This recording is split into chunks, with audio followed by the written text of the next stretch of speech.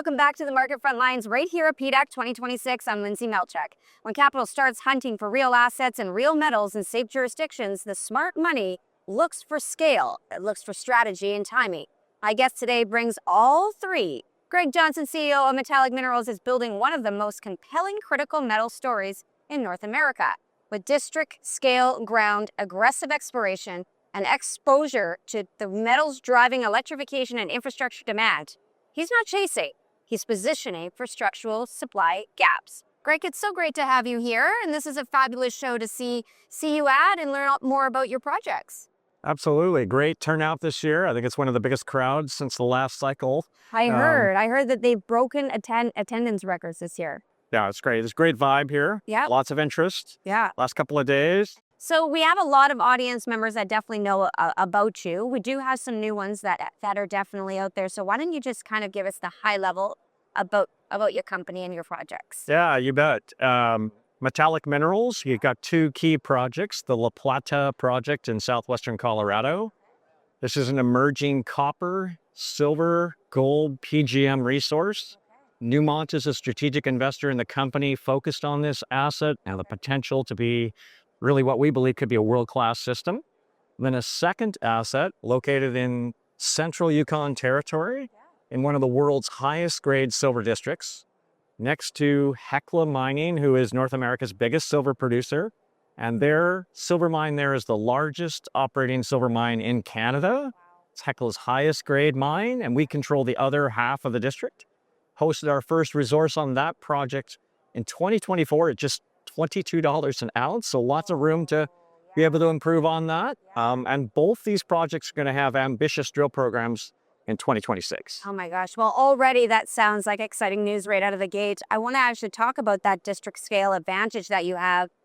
Large land packages and proven camps that you've put together. But the question around it is, what does district scale control give you that others simply just don't have? Yeah, it's really a key part of our business strategy. I'm one of the original co-founders at Nova Gold, started out my career with Barrick Gold. So built that Nova Gold last cycle from a $10 million company to today it's a $5 billion company. So we're trying to replicate that success in this cycle. We've just gone through a really difficult bear market, as many of your listeners, I'm sure, are familiar with. Peaked 2011, 2012, depending on your metal.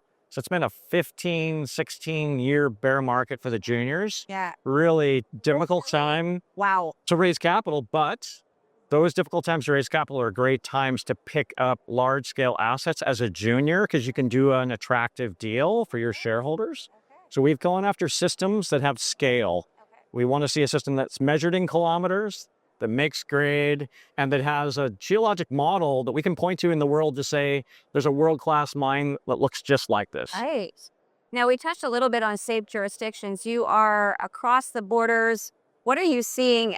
Maybe safe is a wider thing that we can talk about too, but geopolitically, how is that working for jurisdictions and not the typical safety, but like permitting and, all the pushback, and maybe there's encouragement. How does that look for you guys? We chose to focus our company in the US and Canada. These are jurisdictions we understand well. I've spent my career doing international exploration, so we understand the pros and cons of different locations. Yes, it does take a bit more time to get your permit in the US or Canada, but once you've got that permit, you've got certainty. Okay. And that's really worth, something important. And we understand how to work with our various regulators. Right. The good thing, I think, for our shareholders is they know the level of our engineering is going to be really top spec because that's what's required in a North American setting. So fun fact that I just learned was when you're staking a claim, you have to still physically be there in the States. And in Canada, you can just simply click a button. It depends on the jurisdiction, but you're absolutely right. The stake your claim really does refer in most jurisdictions to putting a wooden post on the ground that the staker writes their name to say, this day, here's the details that are filed. That's a really fun fact. Give us another fun fact about maybe one of your projects. Well, these projects in terms of their scale and size are big enough. For instance, our Keno project's 35 kilometers in strike length. So the trend, it's as big as the Greater Toronto Area. So just to give you a sense of how big is this project, and that's silver from one end of the district to the other. Wow, and you're in the right the right market right now for silver too. So Absolutely. wow. Okay, let's talk about silver and copper exposure then. Monetary metals plus electrification metals, that's where you're at. How are you balancing leverage to both themes right now?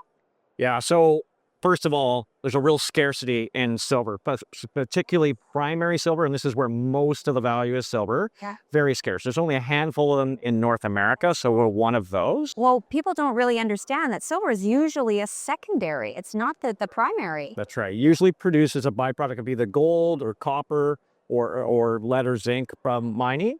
And so it's difficult, one, to find primary silver deposits. And in this rising price environment, if you've got a really exceptional project like this, it stands out from that scarcity factor. Absolutely. Wow. Okay. Strategic partnerships, because you have some really great ones for sure. Partners funding your exploration. We're going to go there. Limiting dilution. So those are the top key things that I would love to cover here. What does major partner interest signal to the market, do you think? Yeah, so it really is something that sets the company apart to have a company like Newmont Mining, the world's largest gold mining company, Right. as a strategic investor. They don't do hobby investing. So they do their due diligence. They only would do that in the case where they see the potential that with more exploration, this asset could be a Newmont scale asset. Yeah. What we've seen over the last 2 decades in the mining industry is a transition from the big mining companies doing exploration not only around their existing mines, but they used to do early stage, mid stage, advanced stage exploration. Today, that's not the case. They've outsourced all of that to the junior market. So our industry has evolved to be very much like pharmaceutical biotech, where the people like myself start their career with a big mining company, go out and then stake their own claims, build these property positions, advance those, and we see the majors step in when the project's been de-risked. They'd rather pay more for a de-risked project. Now, one of the reasons that's really significant in today's context is over that last 20-year transition, when I started out my career with Barrick Gold, 350 explorationists around the world doing projects. Today, they would have a small team that monitors the juniors. So what's this setup? Well, if you starve the industry of capital, so the juniors have not had access to capital for the last 15 years, the number of discoveries in this decade is a fraction of past. We've got metals rising. That tells you supply, demand is out of balance. Right. It's signaling we need more supply. There's no new deposits sitting in the wing, very few. And so I think this is a setup for a longer and stronger metal price sector, particularly in things like silver and copper and gold and some of these other metals. Well, you have a lot going on in the hopper right now. You have a lot of really great news. What's next for you guys?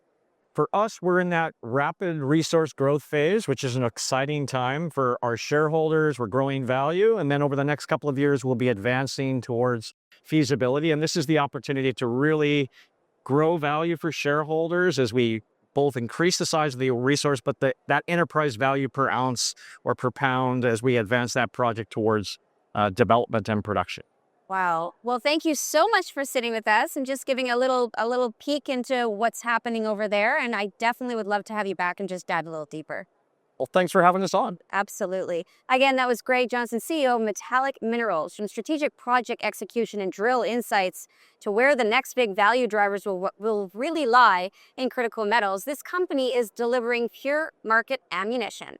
So if you're serious about being ahead of the curve, about understanding where real demand meets scarce supply, head over to their website, metallic-mineral.com, and find them trading on the venture under MMG, on the OTCQB under MMNGF. Thanks for tuning into the Market Frontlines right here on the floor of PDAC 2026. I'm Lyndsay Malchuk with Appeton Media. We'll see you next time.